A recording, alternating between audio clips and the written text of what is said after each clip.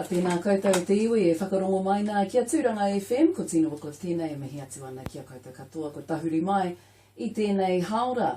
Nōku te whiwhi, te tainga tinana mai ai nei rangatira ki te whakamārama mai te tono ko huki I whakatakoto hia e rātou, ki mua I te aroaro o te rōpū whakamana I te tiriti, ko tōna ito e whakahea nei ngā whakarerekētanga e kōkiri hia nei te minita whakawhanake Māori e te ururoa Flavel. Ka tika I tōku taha I tēnei wā, ko te heamana o te kaunihera Māori ki te tairā whiti Owen Lloyd. Te kai pīkau matua I te preme nei he uri no ngā iwi maha o te tairā whiti a Maurice Lant. Ko tēnei o ngā rangatira o te whānau a kai a Dave Hawea.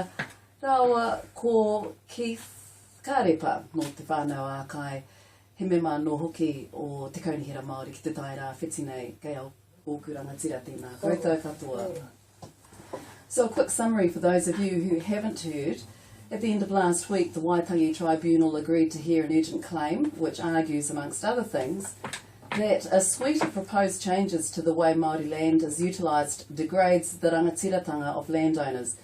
Now, these changes are part of a land reform regime being championed by none other than the Māori Development Minister, Te Ururoa Flavel, in order to overhaul, in particular, Te Ture Whenua Māori. Maurice Lant, I'll come to you first. Give us the guts of this claim. Kia ora, tēnā nā mihi atu ki a koutou, ko Maurice Lant tōku ingoa. Basically, it started back in 2012 to 2013 when a bunch of consultation rounds went out to discuss the possible initiatives that will come out of a bill to either tweak or review the current Te Ture Whenua Act 1993. Now, at the time those first consultation rounds went out, Māori were just given an overview on the possibilities. There was no actual bill released back then. So we were moving through a transition phase from that point. And for some of us, if not a lot of us, or all of us, there was no actual clear guidelines on the direction of where this was coming from and where it was going to go. Initially, one would have thought that such a prevalent act like the Te Ture Whenua Act would come back to Māori to drive those initiatives and make those decisions. However, in 2015 of this year, earlier in April, June, July, a bill was released by Te Ururoa Flavel, and what took place was that straight after that, a week after that, consultation rounds had gone into full swing, and there was an expectation that Māori would in particular go through a full document and come out with some answers within a month. And I think that basis alone creates a huge concern and should for us as Māori, because firstly there are no clear guidelines on where Māori engagement took place and where these driving forces came from. There was a large amount of concern, so even prior to the bill being released, I had done a lot of research on the issues that have been raised over the consultation process, the processes that in some instances didn't come back to drive the purposes of Māoridom. And I say that because of the way in which it was released. How does the bill, or the proposals in the bill, degrade the Rangatiratanga of Māori landowners? Well, firstly, Tina, there's a whole lot of different issues when going through the bill, and the first issue to come from is that the decision-making process must start with Māoridom, and it is Māori land that is being put in the front line, and our prejudices are that these property rights that are currently held in our Māori titled names are being compromised because nobody else is actually subject to the same form of legislation as Māori. So that's one of the first prejudices. Secondly, we're talking about the treaty, which is very important, and the preamble. What has been proposed in the exposure draft is to remove both of those principles, and for us as Māoridom, in Māoridom, those are significant to tino Rangatiratanga. If we don't have those there as protective mechanisms, what accountability and assurance will allow us to challenge any decisions that are being made by the Crown or otherwise as to our property rights? Kia ora. Owen Lloyd, we'll come to you now, Chairman of the Tairā Whiti District Māori Council. Why has this branch of the Māori Council got behind this claim? Well, to Kia ora tātou katoa. I taku whakaaro, the Māori District Council, the fact is it's going to have a big impact on two areas where large Māori population will be affected, which is here and up north. And some of the largest land holdings is going to be is going to affect those owners. And so that's part of the Māori Community Development Act that we are charged to look at the interests of Māori in terms of our development, whether it be socially, educationally, health, all these things, because who else is going to speak for them? In the past, the Māori Council was always there to speak for them. Then the iwi issue clouded the waters, and then the treaty sign-offs, but yet there's a huge still amount of Māori who haven't got any representation or given the opportunity to have a voice. And so we see that as part of our role under that Act to be a voice for them as well, to express some issues and concerns that we may have. Earlier this year, the co-chair of the New Zealand Māori Council, Judge Eddie Jury, said that the reforms were heading in the right direction. Were you disappointed in that? If you have a look at it, there is, I suppose, the wairu o tērā whakaaro, kei te pai, engari, you got to look at beneath that. What is the motivation for this?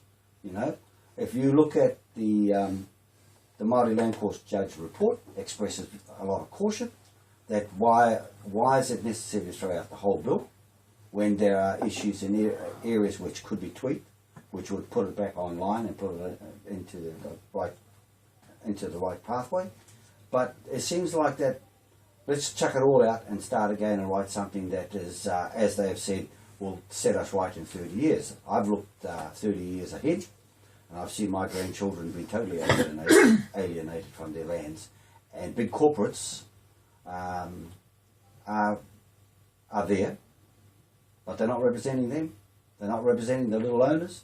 It's the only people who are going to benefit from it. It's the corporations. Why would the corporations want to be involved in changing the Ture Whenua Act when they have their own act? Why are they? Because they see the $3 billion or whatever dollars it is per annum they want to control it. They want to be part of that. They want to have the benefits from it. It ain't going to come to the owners.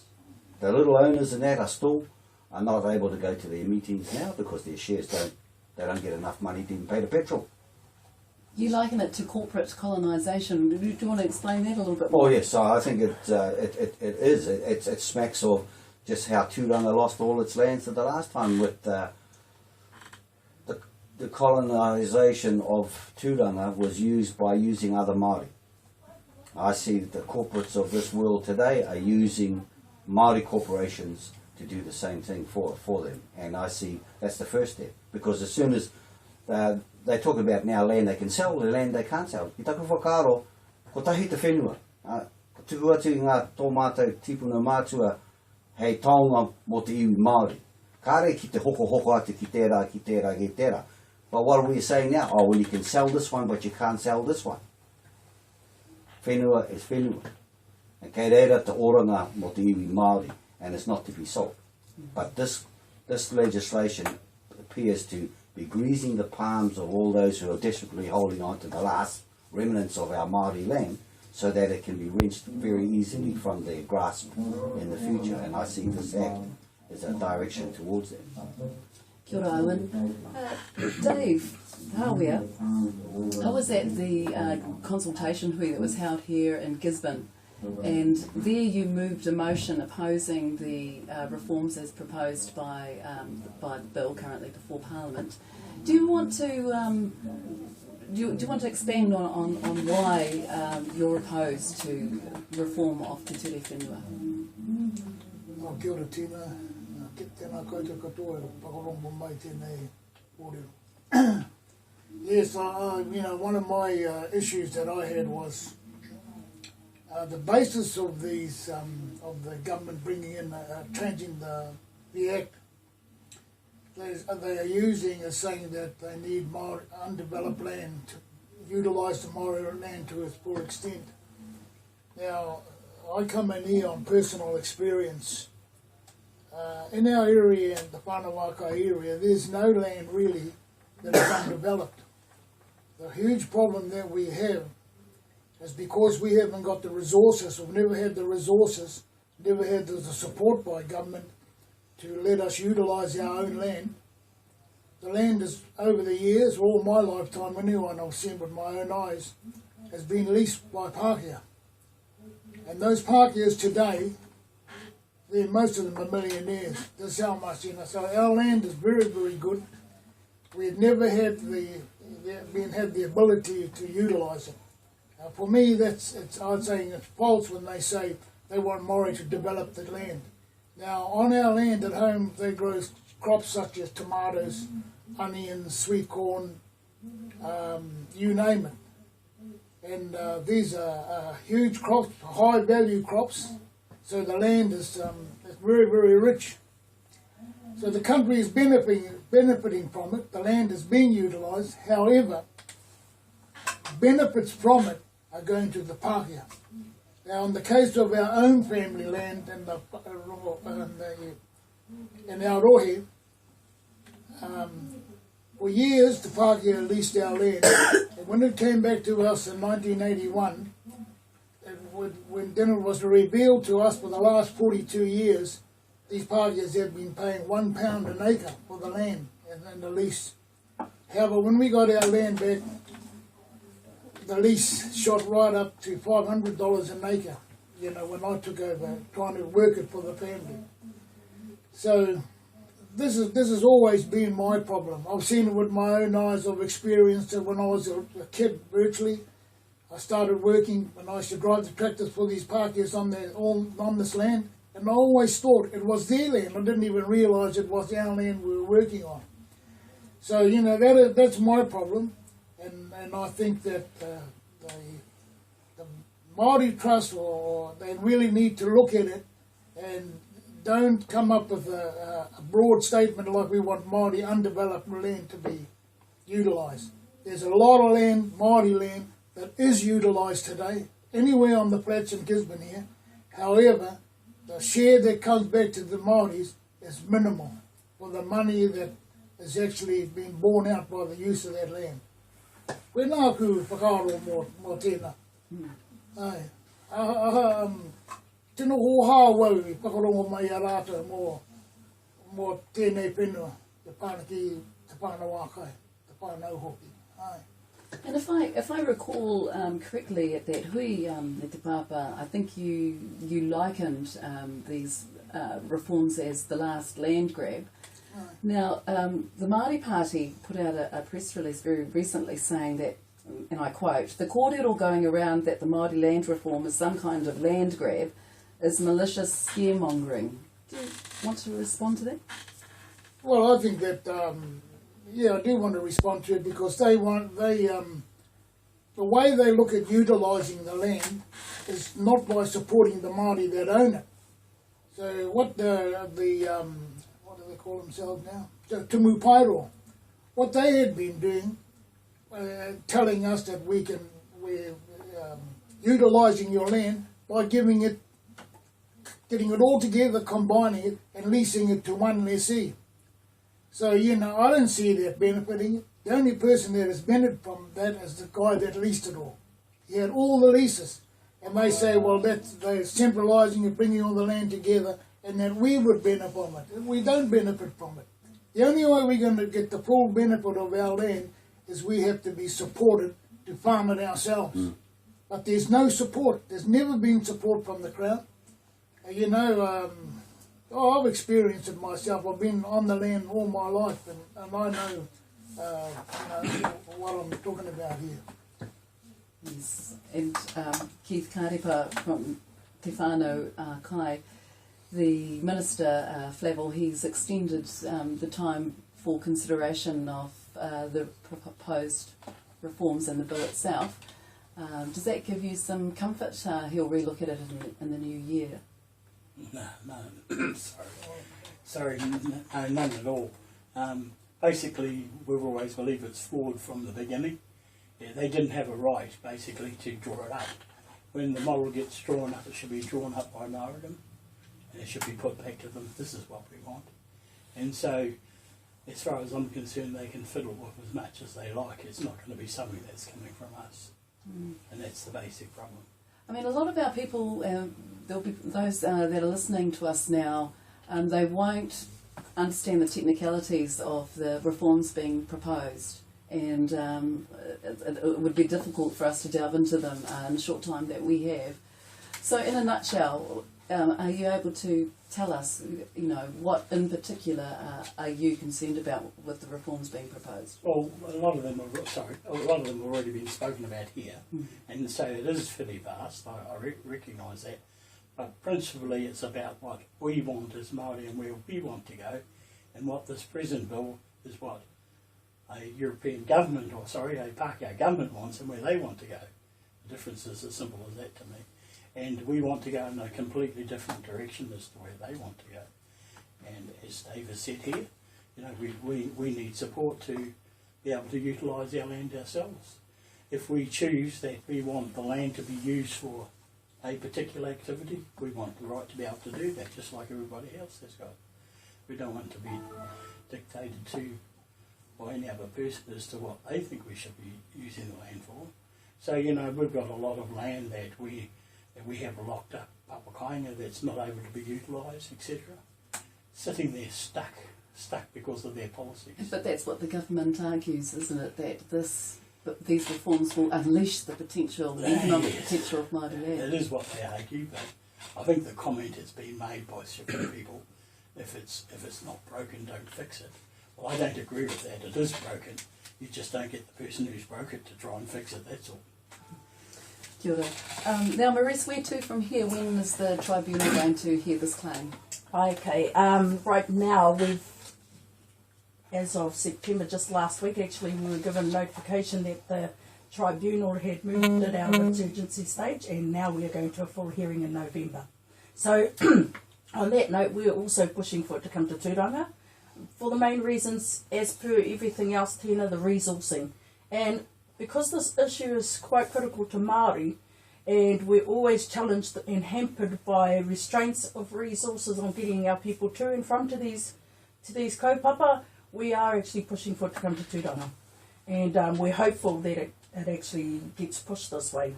It will allow our people to come and either support the claim or otherwise, but do so in an environment that they feel happy about expressing their views. In regards to that, just one thing I want to elaborate on is that this kaupapa is and has been politically driven.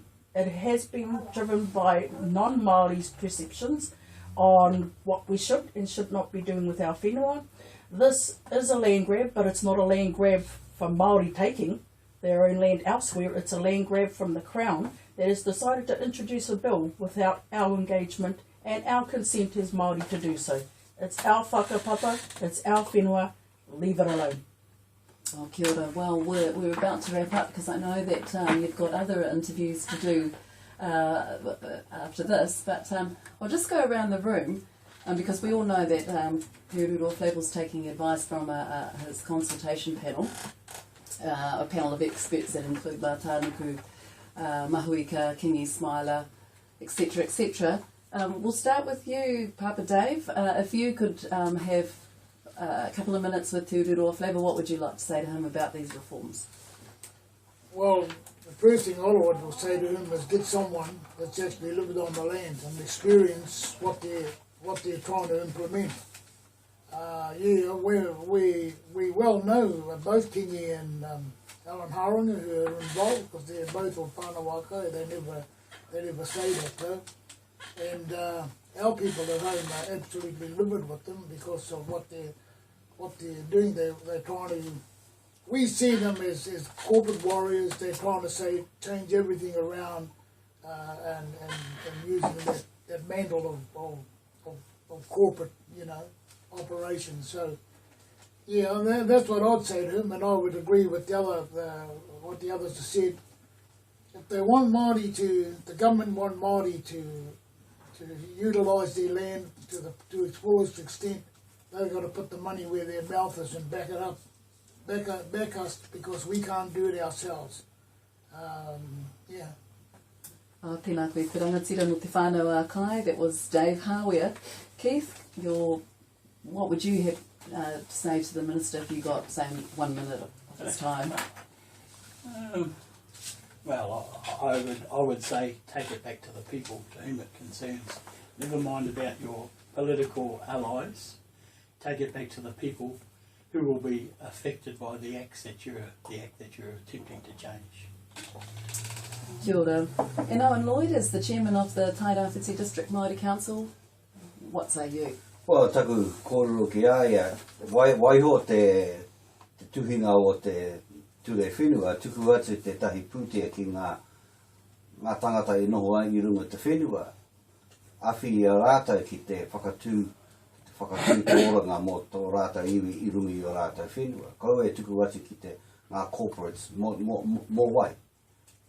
Kāre te hau kāinga e whiwhi kai I roto tērā āhuatanga. More development money to enable those people to use their own resources, their own thinking to develop their land and then to provide it rather than get it lost to a corporate, because in time, we're seeing these great ideas come up called the consolidation, and now we are seeing some of the responses of that consolidation in the past, that people have been alienated from their own lands even though they whakapapa into there. They have no rights onto it. Whakapapa is not enough. It seems as though shareholding is more important than your whakapapa rights to that land, your mana whenua to that land. Whenua is something for Māori to give Māori their mana, not something to be traded off for $1. Kia ora. Oh, kia ora, Owen. Pua no, kei a koe te kōrero whakahutunga. Where is Grassland, who is the main claimant? Just a few basics, Tēnā. First of all, I would like to see that the Minister takes this quite seriously, stops the bill in its tracks right now, gets better policy advice, because I tend to think that some of the advice that's been given out needs to be actually reaffirmed. Secondly, consultation starts with Māori and ends with Māori. It doesn't start by Crown and end by Crown in terms of Māori whenua. Provide better laws for Māori that make it easier for our people so that we can actually do what we're doing now with the intent of going to a one-stop shop, as opposed to dividing a lot of the central internal dynamics or policies that are going to happen to LINZ, TPK and Māori Land Court. Our people do not want to see that our lands, in order to get information, have to go to 3 different departments to do so, and that's even before we even get the regulations out, to decide how much the costs are going to be impacting on Māoridom. And the other thing too is never forget that the whenua is our whakapapa, and once it's gone, it's gone. Kia ora. Kia ora mō te la. Kia ora, kia ora. O, tēnā koutou, katoa I taia tinana mai ki Turanga FM I tēnei ahiahi. Hoi anō, kia pai te haere. E aku rangatira, te marama noima ka tū tēnei kreme. E wero ana I te ture I ngā whakarerekiatanga e kōkiri ana mo te Ture Whenua Māori. Anā ko te tumanako ka tū ngā hui nei, ngā whakawātanga ki Tūranga nui a kiwa. Hoi anō, ko ea te wāhanga kia mātou, kia koutou whakarongo mai nā, no hōra mai rā. Kia ora. Kia ora.